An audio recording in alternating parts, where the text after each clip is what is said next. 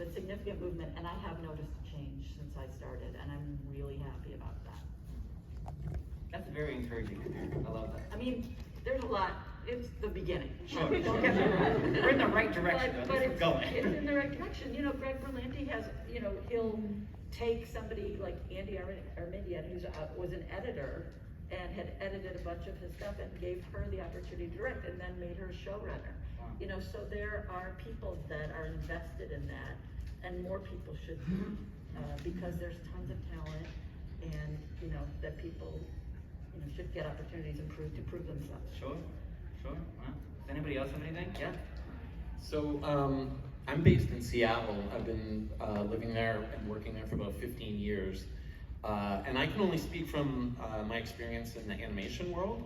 But for the last, like pre-COVID, it wouldn't be uncommon for me to not meet anybody involved with the show other than my business partners. Like they would just send me like the episode, here's what you need to do. And I felt a little bit sort of cut off, understandably, which is also awesome because us composers, I can maybe speak for you as well, but I think we like to be left alone to sort of do our thing and be in the studio till 3 in the morning and like not have to deal with people. So it's kind of a blessing, but it also kind of a double-edged sword because I would feel sort of cut off, or I wouldn't know faces to names and stuff. And since COVID, it has been Zoom calls and Microsoft Teams and all of this stuff, okay? So many Zoom calls. And I have to say, I have found it amazing because I feel like part of a team on every single show now. And I know people's names and I know their faces and they laugh at my jokes. There's like a human connection for the first time in 15 years, right? And it took COVID to make that happen. And also noticing, I'd say 50% of the people on the Zoom calls are at their home, like just working at home. The animators are working at home, the producers, the directors, not all the time, but quite often. The ability to share documents right on our screen and talk through things, like it's a whole new world for me, and I don't see it going back. I only see it just sort of doubling down into this. I think this is just gonna be the way that it is from now on, which is awesome. So We like this trend, I think collectively. I don't know. I agree, and you know, to continue on that thought, and I've noticed the same thing, you know, like I get to actually see the people I'm working with and interact, which is awesome.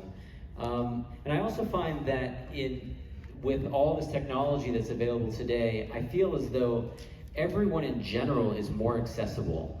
You know, I feel like when I started out in the industry and I was interested in composing for film, I didn't even know what most of the composers looked like. You know, like I knew one photo, you know, that would get circulated, like their one press shot, and I just thought they looked like that all day long. You know, that's just what they look like. So, but now I find, you know, with social media, it's so much easier just to reach out to artists and connect with people in a way that hasn't ever been really possible before until, you know, this era that we're in. And I foresee that continuing to happen as we go forward. It's just easier and easier to connect with people. To kind of jump on that, I've noticed, and I think it's going to continue, especially as a music supervisor, people always think of music as an afterthought. Music is the least most important thing in any project, which it's funny, but that's just kind of how it is. But since, you know, COVID has happened and the Zooms, they're treating us more as the team, where there used to be such a division of above the line, directors, actors, EP, and below the line, post-production, music supervisors, composers. And now there's not so much of a division. That division is starting to go away. And filmmaking, you know, whether it's audio, literature, whatever, it's such a collaborative process. And so that blend of, you're below the line, I don't need to talk to you, or just the whole attitude some people had about the different departments, it's starting to change. And I'm noticing that it's more of a team effort, which any sort of content making is a team effort. There's no, you know, this person's more important. It's such a collaborative process between working with your director, your post-production supervisor, your editor, the writer, the producer, the DP, the head of, you know, costume design.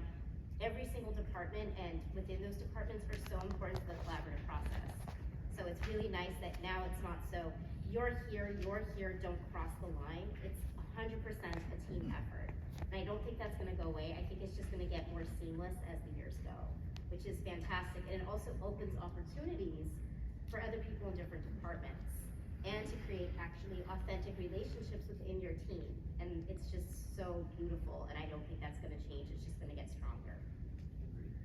All positive trends. I was expecting to get something like apocalyptic, but that was great. I love that. I would love to touch on diversity a little bit more too, because I think it's really important for someone like myself, who has been writing since I was very young, and not necessarily seeing people that look like me writing in the genre of science fiction / fantasy, not in any level, not in the prominence of of others.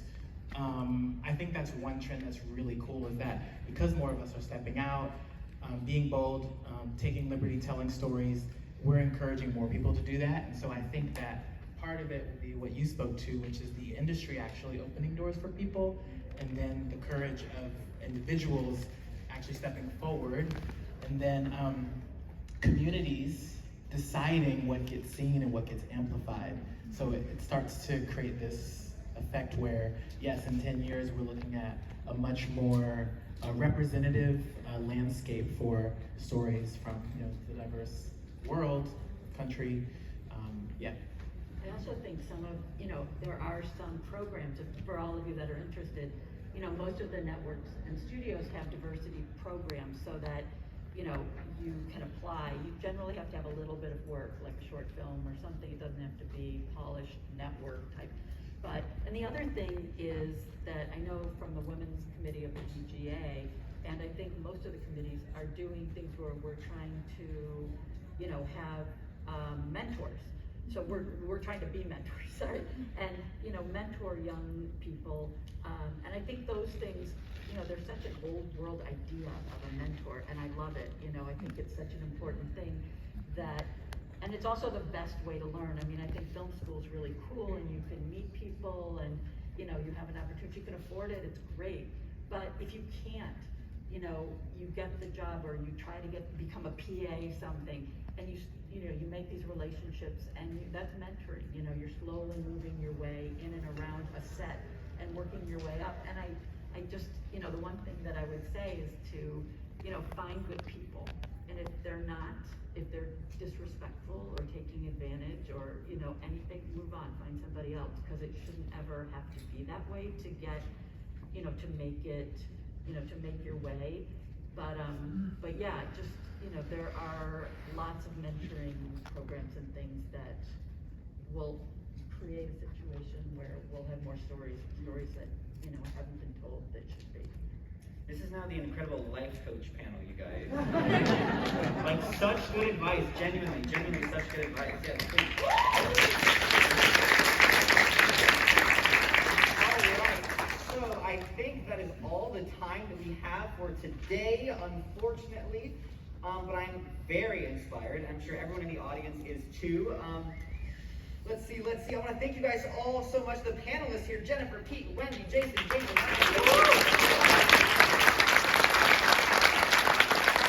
you guys so much for being here and sharing all your incredible knowledge. Also, thank you to Impact 24 PR and Comic-Con for putting this panel together.